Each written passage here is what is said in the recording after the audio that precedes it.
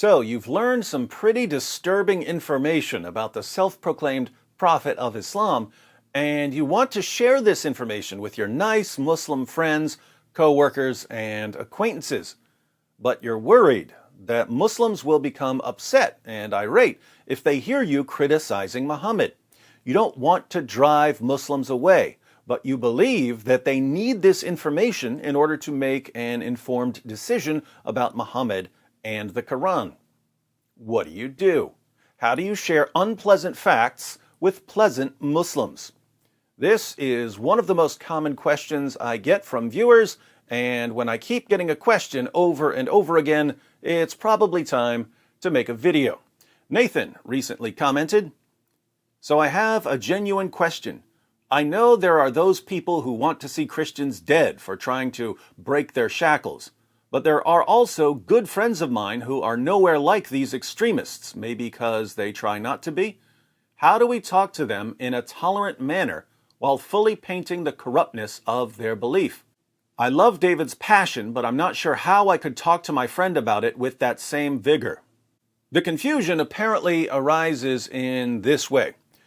David makes videos blasting Muhammad and the Quran, and it's massively effective. Muslims are leaving Islam left and right, and Muslim YouTubers are panicking and scrambling to respond to David's videos. So maybe I should use the same strategy with my Muslim friends. But I know that if I start mocking Muhammad like David does, they're going to get offended and stop talking to me. So, do I do it anyway, or should I avoid talking about Muhammad? Let's clear this up, and I'll give you a simple, easy-to-follow strategy for sharing unpleasant facts with pleasant Muslims. I should point out here at the beginning that the way you see me talking in my videos is not the way I would talk to a Muslim coworker or acquaintance. I might talk to a Muslim friend this way, but only after we become good friends and I know that the friendship is strong enough to endure plenty of mockery. I would also talk the way I talk in my videos to a Muslim who's being a jerk and running his mouth. But that's not the point of this video. The point of this video is sharing unpleasant facts about Muhammad with a pleasant Muslim. Let's compare two conversations. "Hi, I'm a Muslim. So you believe in Muhammad?" "Yes, he is our beloved prophet." You're telling me that you believe in a man who had sex with a prepubescent girl and who married the wife of his own adopted son after causing the divorce by lusting after her, and who told his followers that they could beat their wives into submission and hire prostitutes and rape their female captives and slave girls, and who tortured a man for money, and who beheaded hundreds of Jews, and who sucked on the tongues of little boys, and who walked around covered in semen? That's the prophet you believe in. What went wrong here? The problem is in thinking that there are only two ways to go about this. Either you don't criticize Muhammad at all, or you dial it up to 10 and start blasting. That's absurd. I talk this way on YouTube because this is a very effective way to do things on YouTube. It's called infotainment. But if you're having a conversation with a nice Muslim, there are much more effective ways of getting the same information across.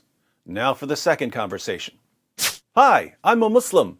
"Oh yeah? This is awesome. I've seen some things about Islam on YouTube and in the news, but it's cool to talk directly to a Muslim. Could you tell me what you believe?" "We believe that God is one and that he delivered his final revelation through the Prophet Muhammad." "Yeah, I've heard some things about Muhammad too, but I'm glad you're here so I can get a Muslim's view. What do you believe about Muhammad?" "Oh, he was the greatest man ever. He was a mercy to all mankind. He's the perfect example for us when it comes to how we should live." Well, it's interesting to hear your perspective, but there are some people who disagree. If it's possible, I'd actually like to get both sides. Could we sit down sometime and you could give me your best case for Muhammad, and then we could go through some of the claims of people who don't believe in Muhammad, and you could tell me why you disagree with those people? Of course, I would love that. Do you see the difference between the two conversations? In the first conversation, the critic was trying to overwhelm a Muslim that he knows nothing about. He had no interest in the Muslim's position, and the Muslim had no reason to think that this person was interested in a serious discussion at all. Why would a Muslim want to continue that conversation? In the second conversation, the critic showed interest in the Muslim's views. He was happy to let the Muslim speak and explain his position. He asked if the Muslim was willing to have a conversation about Muhammad that would involve criticism, and he allowed the Muslim to decide if they were going to continue. If your goal is to get unpleasant facts about Muhammad into the mind of a pleasant Muslim, which of those two approaches do you think would be most effective in helping you reach your goal? Using the latter approach, you can even bring up extremely sensitive information in a non-threatening, non-offensive way. Imagine our two friends at their meeting where they're discussing Muhammad.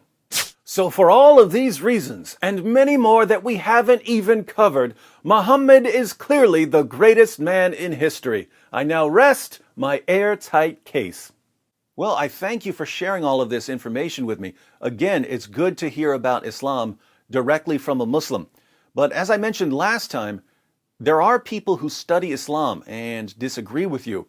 I'd like to discuss these issues with a Muslim, but I know that Muhammad is very special to Muslims, so I'm wondering how to discuss these things without upsetting you.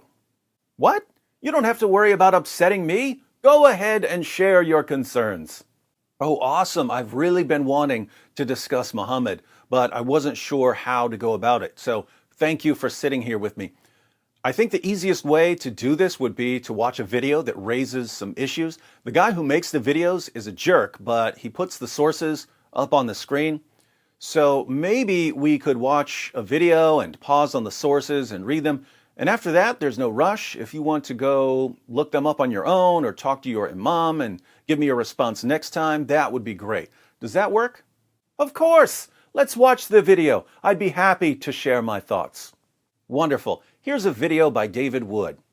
Notice, now you're getting all of the same criticisms across to the Muslim, but instead of presenting them as an attack that's meant to overwhelm and silence and embarrass him, you're offering them to him and asking him to respond.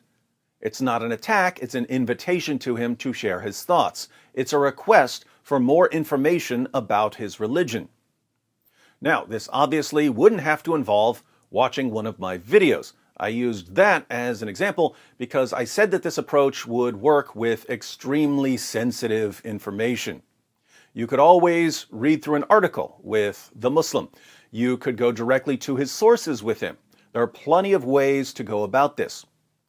But as you go through the criticisms, and you and your Muslim friend are taking notes, he's learning things about his prophet that he's never heard before. Since he's agreed to respond to these criticisms, he's going to have to think about them. He'll probably go and look up Muslim responses to the criticisms. The result is that the information you wanted to get into his head is now in his head. Much more so than if the conversation had ended after a single rant. And if he comes back with some defense of Muhammad, I probably wouldn't press very hard at first. I'd thank him for taking the time to get back to me. But a few days later, I would have another question for him. Hey, thanks again for sharing your thoughts about Muhammad and Aisha. Would you be able to answer another question for me? And so on, until your Muslim friend knows all of the unpleasant facts about Muhammad that he would never in a million years hear from his imam. So, different strategies work best in different contexts. What works well on a YouTube channel doesn't necessarily work well in one-on-one discussions. If you follow the approach I've given here, I guarantee that you can get a lot of embarrassing facts across to a lot of Muslims much more effectively than you could if you came out blasting. Test the strategy and let me know how things go.